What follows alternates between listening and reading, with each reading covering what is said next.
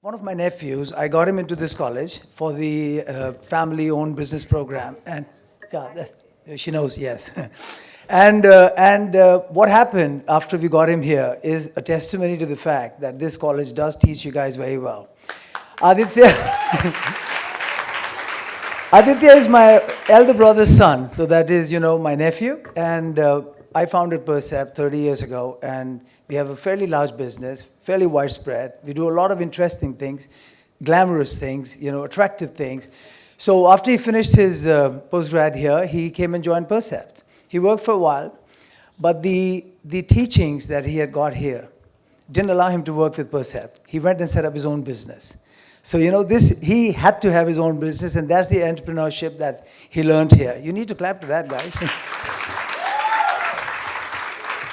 But this is a kind of a complicated situation for me. So I come here, speak to the students at this college, but there's nothing I can expect to get. I don't expect any of you to come to me because I know it for a fact that if you've studied here, you'll either run your family business or you will set up your own business. So if any one of you wants to come to my place, I'm not taking you guys on. Okay, inspire us, very interesting subject, and even if it weren't, actually, I would still say what I'm going to say. The best thing that I can do to you guys at this stage in life is really share with you my own story, and candid, exactly the way it happened. Not the way people like to hear it, not the way people like to believe it, but exactly the way it happened. And I guess you will pick your own learnings out of that story, okay? In a nutshell, before I begin, I must try and maybe give you the conclusion. Life doesn't really work out the way you plan. I don't know how many of you so far have actually got everything you planned. When I began, thank you. And those of you who say, no, I've got it all sorted, I've planned it, exactly that's what I'm going to do, and that's what's going to happen is all crap. It's not going to happen, The first thing I remember as a kid was I wanted to be an Air Force pilot. Okay? And at the age of 14, 15, I can't even remember when I went into this NDA exam, I got rejected for eyesight. I can still read without glasses, and I can see the last guy on the street. I don't know why they rejected me, but I got rejected. So there went the dream of being an Air Force pilot. The next thing I wanted to do was, I was reasonably okay looking. I'm getting old now, but I thought I'd be a model actor, No chance. I did a few Ram shows, but nobody noticed me, and I wasn't the Arjun Rampal of those days or whatever, so I got rejected, gave up. I wanted to be a race car driver. I think all of us love cars, fast cars, so I wanted to be a race car driver. So I took part in an automobile rally. Out of 40 participants, I don't know if you know this is MASA, Maharashtra Automotive Sports Association. They run a monsoon rally that starts from Bombay, goes via Mahad, Pune, Nasik, whatever, about 1,200 kilometer thing in about 20 hours. Participated, completed. I was, out of 40 participants, I was one of 8 who completed. But, I had to hide that from my family. If they knew that I was going into that, they would have shot me. So once they knew that I was one of the 8 who completed, boom, that option was gone. So there's no more racing. I thought hotel industry was very, very interesting, because you're paid to be in a 5-star environment all the time, look good, hang with the right kind of people, all sexy. So I thought this is a good line. So I took up a hotel management course, did that. I only did an apprenticeship for 3 months with a hotel, and I said, no, this is not what I want to do. Went on. And then, of course, like each one of you, even in my times, everybody wanted to be an MBA. So I did apply, and this is the interesting part. I was pretty keen that I would go and do this MBA thing overseas. USA, because that's more fancy. Why would I do it here? Why would I go to Ahmedabad? And that time I don't think we had this in Bombay, otherwise I would have come here. So the interesting thing is but I was different, because even at that time I did get shortlisted to some of the domestic institutes, but I flunked the interviews and GDs intentionally because I didn't want to land up going to Ahmedabad or Calcutta. So I wanted to make sure that I went overseas. So I got admission at a very, very fancy institute overseas, and then luck came in. So during the summer break, I got an opportunity to work for a friend's business, only interim as a holiday job, okay? And I took that holiday job thinking that May to September I'll do that and then go for my MBA. As luck would have it, I never left. And the reason I took that job, some of you will understand, is because that job for 3 months came with a car, with fuel, came with a credit card, with unlimited expense account, came with an apartment that my friend had. He was getting married and going away. So I had the apartment, I had the car, had the expense account. And this was an advertising agency. So I said, amazing. So I took the job. I never left. I hung around there for the next 3-4 years, and I was reasonably successful till one day there was a difference of opinion. You should understand, I didn't get into that job as an employee. I got into the job as a friend trying to help a friend. So the mindset was different, and there was a disconnect. Now, some of you will face this.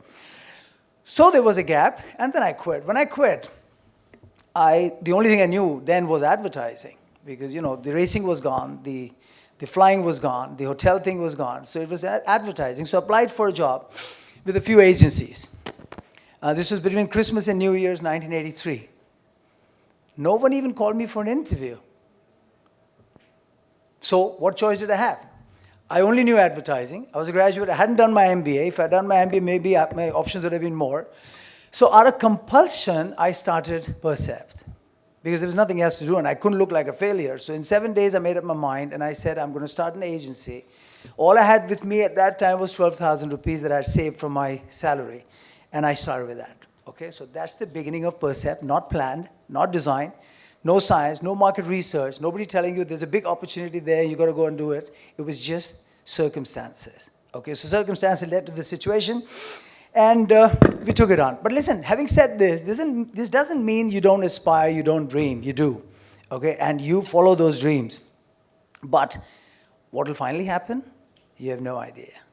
But be prepared to take it on when it comes. Okay, so the entire journey from there on in hindsight, looks very well planned, very well orchestrated, very well designed. But I'll let you in to the little secret, and that's the true story. Everything that happened to my life was virtually by default. But the interesting thing is, we took those things on, took those opportunities that came, nothing too small, nothing too crazy. 1980, sorry, I already told you about how we started Percept. By the way, something more interesting about Percept. When I set up this company, how many of you know what Percept means? Oh, you put your hand up. What does it mean? No, not that it's an advertising agency, what the word means. When I actually started, in those days, everybody knew the word perceptions. So the company that I started in 1984, 2nd Jan, was called Perceptions. In a few weeks from then, at the Times of India, when I was there trying to get an ad published, and they said, okay, what's the name of your agency? And I said, Perceptions. They said, there's already another company by that name. In those days, we didn't have Google. So there's no way I could have verified if there was another Perceptions by that name by Googling, okay? So, we had to rely on a lot of physical research, so there was no way to do that. So what I did was the rubber stamp that we had made for that company. In those days, you still didn't have, the technology that you have today. There was a small rubber stamp with Perceptions advertising.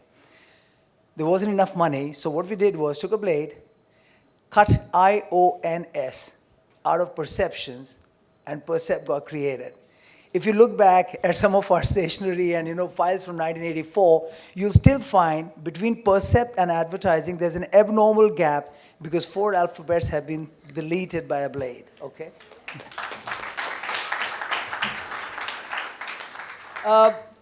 There were many agencies that started around that time. Some of them still exist. Many of them don't exist. Okay. I wouldn't talk about the ones that exist or don't exist. I'll talk about our journey. As we began in 84, by March 84, we had run out of capital. The capital that we started was 12,000 rupees. So finished.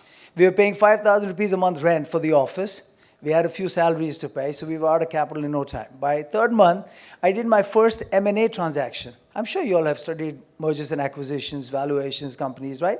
You have? Can I hear a yes, please? Yes. Okay. So my first M&A deal, without even realizing that I'm doing an M&A deal, was when I went to my dad and I said, I need money to keep the business going. And according to my father, according to our family, which is a family of professionals, anybody who gets into business is a discard. Only useless people who can't find jobs do businesses. Dukaan chalali, halwai ki, or whatever, so that time. So he anyway looked down upon me, and my argument and negotiation with him was, listen, You funded my elder brother's education. So give me that money that you had set aside to fund my education. He said, no. If you go for education, I'll give you that money. But if you now want money for your business, these are the terms. He said, how much money have you put? I said, 12,000. He said, here's another 12,000 rupees. Now I own 50% of your company. So, there's a Hindi saying. You understand Hindi or no? Marta kya na karta. Okay, so I said, okay. Not realizing that Dad was serious about this, but he was. And then he nominated his younger son, my brother Shailendra, to be my 50% partner, who I got for, I didn't choose, no fault of mine, but he became my partner. As story goes, 2-3 years later, my brother, by the way, at that time, I'm sharing this story with you so you understand how life really takes on, okay? 3 years later, he comes up with a new condition that, listen, the money that I gave you, the business took off and we were okay, and then he gave me some more money. 3 years later, he comes and says, okay, listen, you took the money from me, I own 50% of your company. I said, yes. Okay, here's something you need to do. My son is playing cricket in England. My brother at that time was a professional cricketer. You need to go and bring him and take him into your business. Get him off cricket, get him into business. So I said, okay. I negotiated. I said, you'll pay for my flight, you'll pay for my holiday.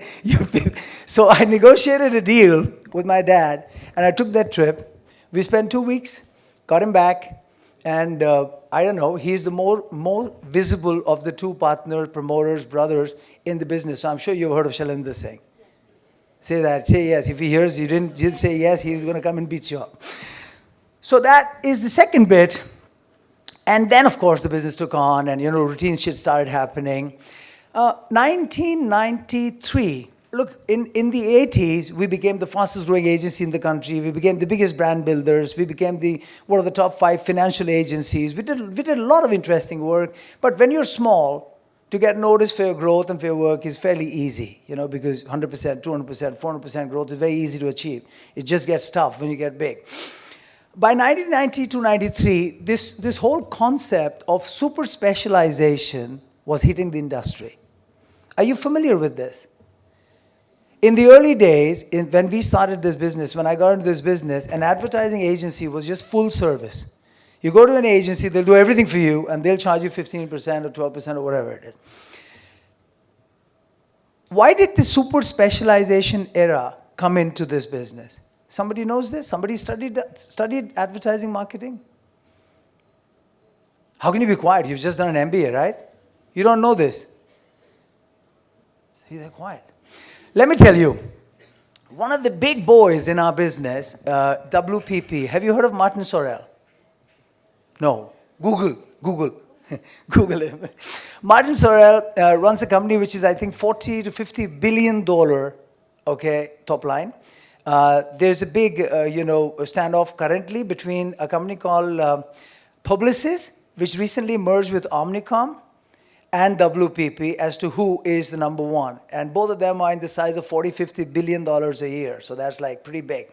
Martin Sorrell, in order to drive growth in the early 90s, realized that, listen, we can't grow anymore if things remain the way they are.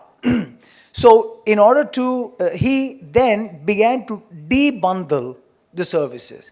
So all the things that were being offered by an advertising agency, in order to grow his market, he said, no. Now, we're going to have a super specialist media, super specialist PR, super specialist event, super specialist research. So they took and they split it up.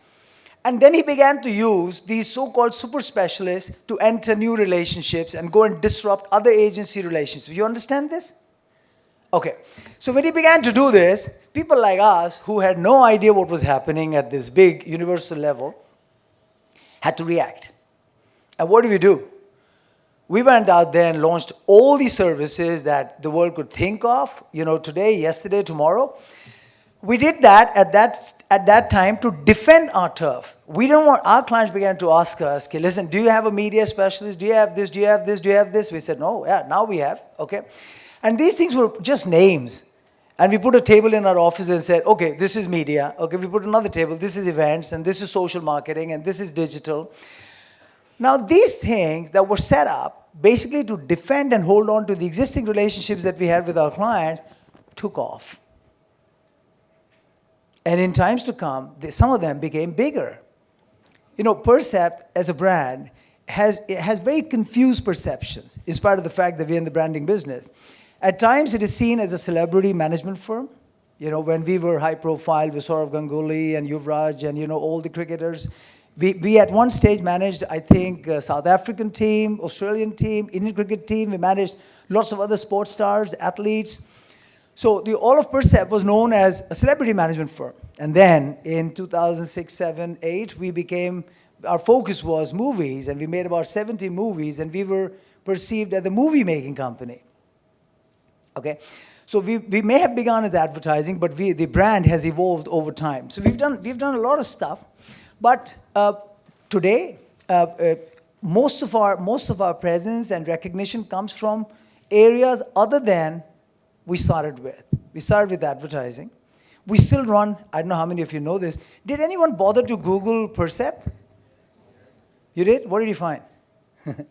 You can answer that. We still run 8 advertising agencies in India and the Middle East, not 1, 8. We run, sorry. Oops, I'm so sorry. So what was I reading if that was on the floor? Sorry. We run 8 advertising agencies. We have several media companies. We have PR firms. We have event companies. And you guys have put together an amazing event. And, you know, claps to you. But I must tell you, our company manages more than 3,000 events a year. Whoa. And these events are anywhere and everywhere in the world. And they go from like 200, 300,000 people to maybe 1,000 people, something of this size. But you're looking at scale size that goes into a couple of 100,000 people as well. Have you heard of an event called Sunburn?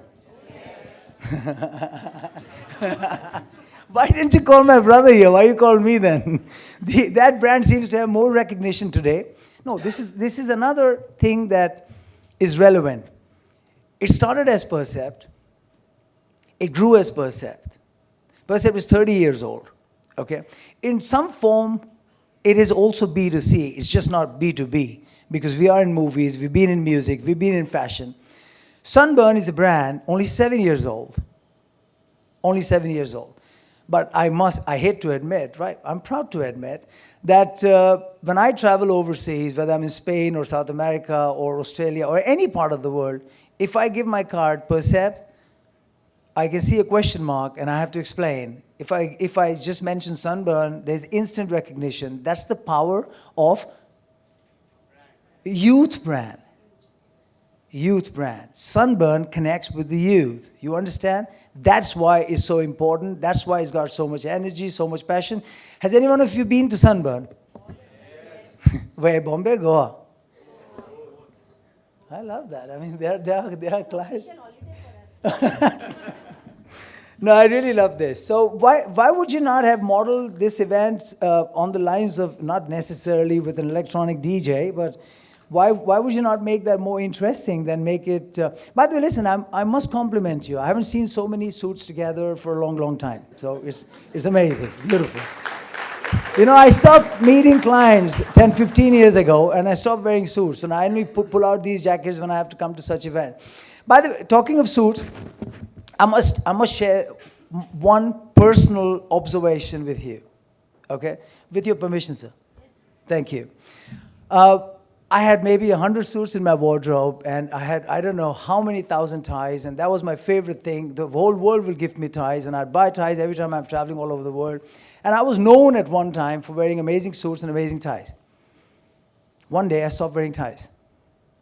Now look, for some of you, I'm going to solve a big problem today. And for some of you, you're going to get really confused. And for some of you, I might even get spanked. But I'm going to still share this with you. I was in Japan once, and Japan was going through this massive recession, right? The Prime Minister of Japan was on national TV, and he told Japan to stop wearing ties. You believe it? Google it, you'll find it. Okay? Thank God there is Google. Why did he say that? No, he said that. That's a fact. You know why he said that? And this is hard to believe, but true. He said, if people stop wearing ties, companies across Japan can reset their air conditioning temperature to 1 degree higher. And that 1 degree higher results in billions of dollars worth of power saving. Do you understand this? So no ties. Okay, and then there's another one, that's my own personal observation and realization. I, at times, change 3 shirts a day. I will make sure that I have clean tissue and handkerchief all the time. Every time I go to the washroom, I will wash my face, gargle my mouth, and wash my hands, right or wrong? When was the last time you laundered your tie? The closest to your mouth is your tie, which gets bought on the first day, and it hangs there till it dies. And that's right here. No. So I'm so much healthier without the tie.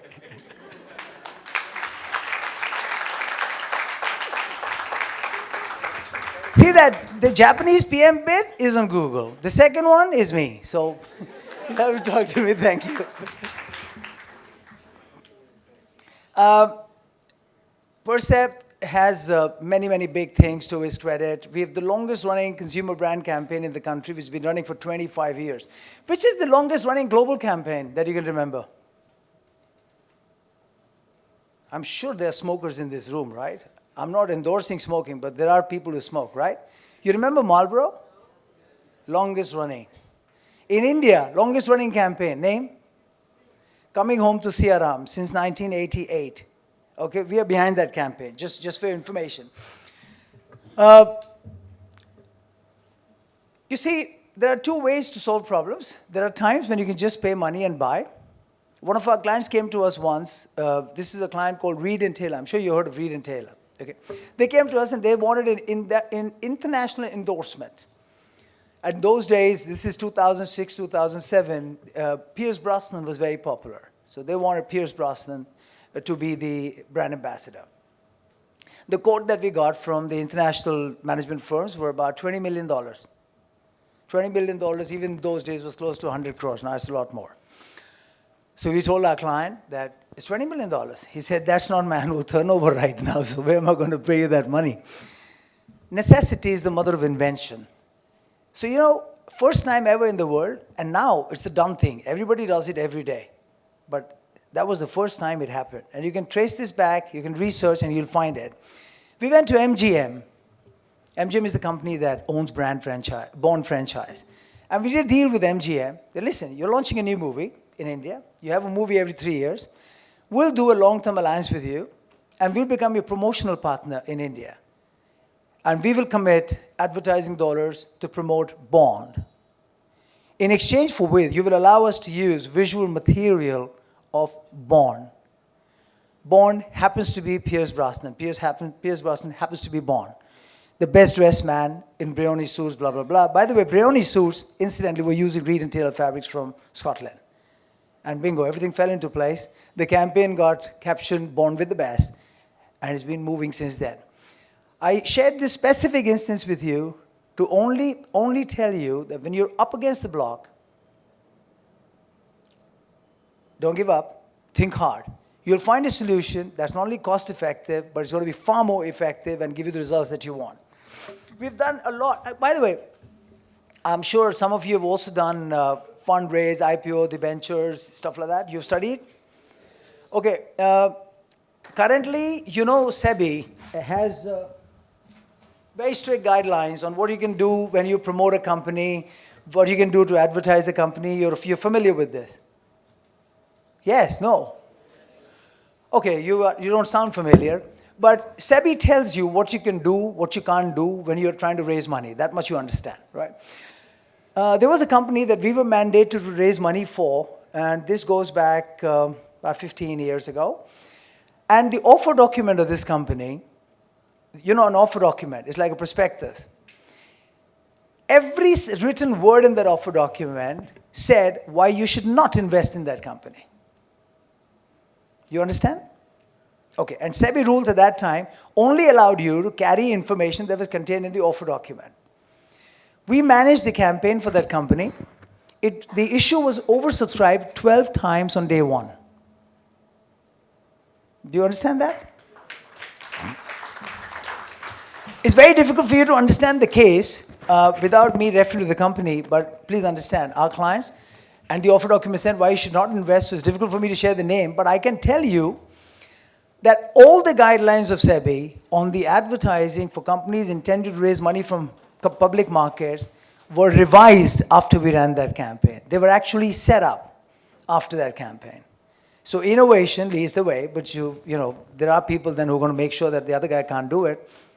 We've had numerous cases. All the case laws for, when you are the pioneer, when you're the leader, you're going to innovate, you're going to have to work double hard. And you will lead the way for the industry. All the case laws for celebrity contracts, celebrity management, if you see Bombay High Court, Delhi High Court, Calcutta High Court, have been laid down by us. All. The case laws have been set up basis our case studies. You will experience this again. When you lead the pack, you will have absolutely unknown situations. You'll have to innovate. You'll have to set things up. I think I'm out of time, right? Okay. Listen, we will talk. I will leave some time for us to exchange views as well. Do you know? Another interesting thing. I'm sure you're going to go back to your family businesses, and this part might be interesting for you to note. Two of the big partnerships that we did as per SEB, one was with a company called Hakuhodo. I told you about Japan. And there was another company called Aegis out of UK, AEGIS. Aegis was recently acquired by Dentsu. If you Google, you'll find the story. This was at that time the largest media independent in the world. Okay, we had 4 joint ventures with Aegis, and we have one big joint venture with the Hakuhodo of Japan. That's why I went to Japan, and I gave you the Japan story. Hakuhodo partnerships we still live with because it's rewarding. Aegis partnership, when you get into a partnership, both sides are trying to outdo each other in selling each other. The expectations both sides have, it's like a marriage, it's like any partnership. Sometimes they don't work. I think we have a unique distinction of actually buying back our partners, our international partners, within 6 or 7 years of the deal. So we did a deal with them in 2001. Things didn't work out. We didn't allow things to die. We went back, negotiated, we bought them back. So if you went into history of Percept, you would have found that, and you're going to face situations like that as well. You already know about Sunburn, but let me tell you why we do Sunburn as a company. It's very interesting, of course, to see the excitement we create, the happiness we create around us. But as a business, has any one of you figured out the business model behind Sunburn? You have very quiet students, or they're not allowed to talk. Let me tell you, there are 2 companies worldwide currently in the space that Sunburn operates. One is a company called Live Nation, listed in US, and there's another company called SFX, recently listed. They got listed last quarter of 2013. Both these companies trade anywhere between 3 to 4.5 times revenue multiple, means your total sales. Both these companies, surprisingly, are P&L negative. The valuation these companies are driving in global markets are because of the unique youth connect that they're establishing. All brands worldwide want to attempt to get the youth. At this age, it's too late. I'm not going to switch my brand loyalties. I'm too rational in my thinking. If I need to pick between product A, product B, it's not advertising, it's not your communication that's going to impact me. It'll be logic, it'll be analysis. The youth is more receptive. So worldwide focus is to develop, connect with the youth, and that's why these 2 companies are trading at values that are 4 times, 5 times, 3 to 4.5 times revenue multiple. We started Sunburn in 2007. We are in season 7. We have grown the business. It's now called Percept Live. We've added a few other properties to it. We hope to end this financial at a revenue of about 150 crores and at valuation of 4 times, that's about 600 crores.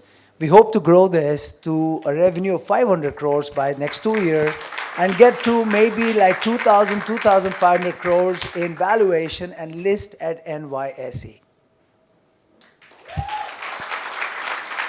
So it's a good party, but there is a purpose. And I never get a chance to do my MBA, but for those of you spending time here, please believe me, is worth it, because my son, who did his BSc honors in economics from London School of Economics, and then followed it up with an MBA from Harvard Business School, is the one who runs Sunburn, and he's the one who's going to list it at $500 million valuation at NYSE in 2 years. I couldn't have done that. So you're on the right track. What I've done today is basically shared bits and pieces of this journey, and with a hope that you will pick lessons here. For those of you, you've not been very receptive, you've not really interacted, but I will therefore summarize in brief. Things don't turn out the way you want. Okay? There will be surprises, there will be shocks. No one, absolutely no one on the planet knows what's going to happen next moment. Nobody. We can plan, but we need to be absolutely prepared. What we need to be prepared to do is to take every opportunity, be smart in analyzing what's good for us, what's bad for us. Because when I say opportunities, there are all kinds of opportunities. There'll be somebody pushing something bad. There'll be somebody pushing something good. So you need to be able to pick the right options and give it your best. Don't be afraid of failures. In 30 years, the only parts that you know about Percept are parts that we want you to know, where we've been successful. Just like there is one successful brand, Sunburn, today, trust me, there are many that didn't make it. We killed them. It's very difficult, especially if you're in family-owned businesses. When you're working for a company, you don't give a shit. You'll end the day, go home, pick up a check. But when you own it, it's very, very difficult to let go. But when you're in business, let go. Something doesn't make sense, let go. Kishore Biyani, very, very close friend of mine, tells me the only way to grow is destroy the past. Very difficult. If somebody comes and tells me destroy Percept to grow, it's very difficult to do. But the truth is, you need to be open. If it makes sense, that's the way to go. So just because your family is doing something, now this part your family may not like, but just because family is doing something doesn't mean that's the right thing for future. So think with an open mind. Good luck and all the best. Thank you.